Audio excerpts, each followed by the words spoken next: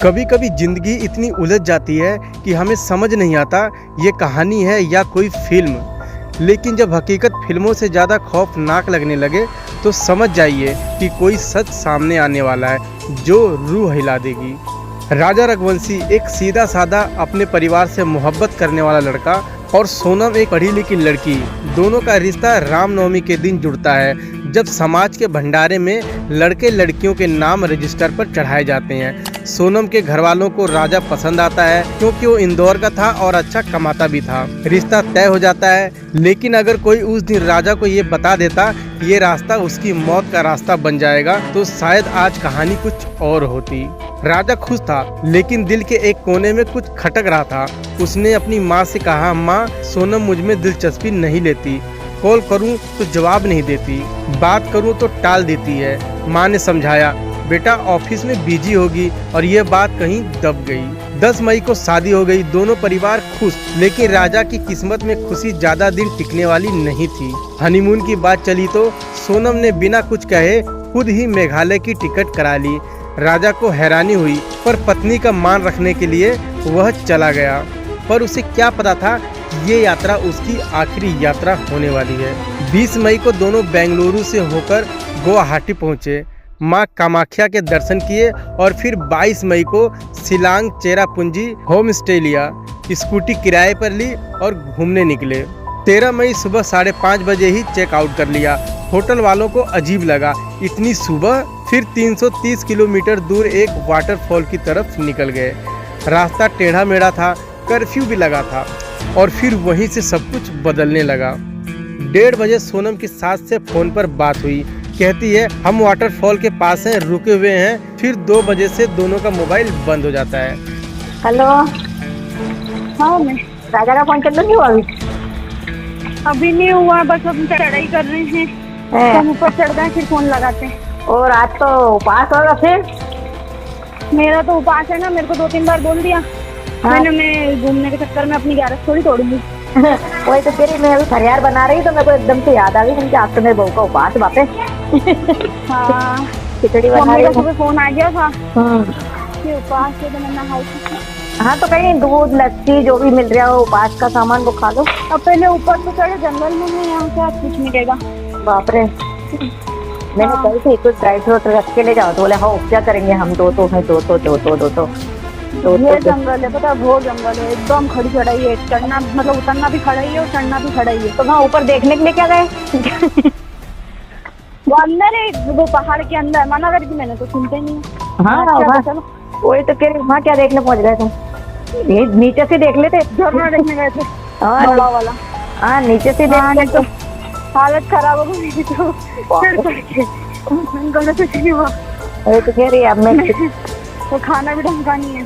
हाँ, कॉफी बुलवाई हाँ। तो आधा मग्गा दूध होगा और उसमें है ना 2 गिलास पानी में और कॉफी डाल के दे दी।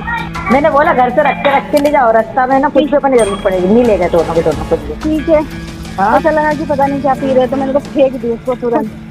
वहाँ तो ऐसी और खाने के नाम पे कुछ भी नहीं है यहाँ पे। हाँ, नहीं मिल रही होगा, है ना? सांस फूल रही। हाँ, फूल रही तो लगाती हूँ ऊपर पहुँच के। हाँ, कोई दिक्कत नहीं, लग गया ना फोन बस। राजा का भाई, माँ सभी फोन करते हैं, लेकिन कोई जवाब नहीं। उन लोगों को लगा कि शायद नेटवर्क प्रॉब्लम होगी। 24 मई को फिर कॉल किया, तब भी फोन बंद था। अब चिंता बढ़ गई। उन्होंने स्कूटी वालों को फोन किया और स्कूटी वाले ने बताया कि स्कूटी अभी तक उन्होंने वापस नहीं की है। राजा का भाई और सोनम का भाई फ्लाइट से शिलांग पहुंचे, पुलिस से शिकायत की, लेकिन शुरुआत में किसी ने गंभीरता से नहीं लिया। बात इंदौर की पुलिस तक पहुंची, फिर मुख्यमंत्री मोहन यादव तक। अब मामला हाई प्रोफाइल बन चुका था। रेस्क्यू ऑपरेशन शुरू हुआ। तब एक लोकल गाइड ने बताया, सोनम और राजा के साथ 3 लोग और थे जो हिंदी में बात कर रहे थे। हैरानी की बात यह थी कि वो लोग लोकल नहीं थे। और आखिरी बात, सोनम पीछे थी, राजा और तीनों लड़के आगे थे। सवाल उठता है कि वो 3 लोग कौन थे। 27 मई को 2 बैग मिले लावारिस पहाड़ी के नीचे। फिर बारिश चालू हो गई और रेस्क्यू रुक गया। 2 जून को एक 100 मिला खाई में फेंका हुआ। चेहरा पहचान में नहीं आ रहा था, लेकिन राजा के भाई ने हाथ देखा तो एक टैटू था जहां राजा लिखा हुआ था और सब कुछ खत्म हो चुका था। पोस्टमार्टम रिपोर्ट में साफ लिखा था कि इसकी तेज हथियार से हत्या की गई है। कोई एक्सीडेंट नहीं था, ये मर्डर था, प्लांट मर्डर। अब सवाल ये था कि सोनम कहाँ है, वो मारी गई या किसी गैंग ने उसे उठा लिया या फिर वो खुद ही इन सब की मास्टरमाइंड है। मेघालय पुलिस को सोनम का एक और नंबर मिला, कॉल डिटेल और लोकेशन ट्रेस हुई। पता चला कॉल इंदौर से किए गए थे। इसके बाद छापामारी शुरू हुई। राज कुशवाहा, विजय चौहान, आकाश राजपूत और आनंद कुर्मी 4 लोग पकड़े गए, सभी इंदौर के थे। फिर 8 जून की रात गाजीपुर के एक ढाबे से एक लड़की मिली, बदहवास, बिखरे बाल, आंखों में डर, चेहरे पर नींद की कमी। उसने ढाबे वाले से कहा, भैया एक कॉल करना है। फ़ोन मिलाया और फूट फूट कर रोने लगी। तभी उसके भाई का कॉल आया और सब कुछ साफ हो गया। यह सोनम रघुवंशी थी। सोनम को अरेस्ट कर लिया गया। राजा का भाई खुलकर बोला, मेरे भाई की हत्यारा यही है। लेकिन सोनम के पिता बोले, यह साजिश नहीं है, सीबीआई की जांच होनी चाहिए। लेकिन सवाल अब भी वही है, अगर सोनम को मालूम था तो 17 दिन तक वो कहाँ थी?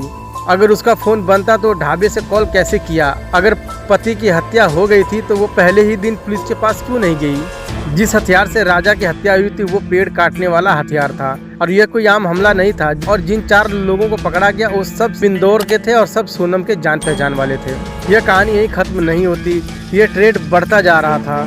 तो दोस्तों, सबसे बड़ा सवाल ये आता है, अगर आप शादी नहीं करना चाहते तो साफ साफ मना कर देना चाहिए। किसी मासूम की ज़िंदगी बर्बाद करने का किसी को कोई हक नहीं है। एक सीधा साधा लड़का अपने माँ बाप के कहने पर शादी करता है, पत्नी को खुश रखने की कोशिश करता है, लेकिन आखिर में उसकी जान ले ली जाती है, और वो भी उन हाथों से जिस पर उसने सबसे ज़्यादा भरोसा किया। सोचिए, इस समाज में कौन ज़्यादा कसूरवार है, वो लड़का जो भरोसा करता है या वो लोग जो उसकी मासूमियत को कमज़ोरी समझते हैं? अपनी राय हमें कमेंट बॉक्स में ज़रूर दें और चैनल सब्सक्राइब करना बिल्कुल मत भूलिए। फिर मिलते हैं और एक दिल दहला देने वाली सच्ची कहानी के साथ। तब तक के लिए धन्यवाद। जय हिंद।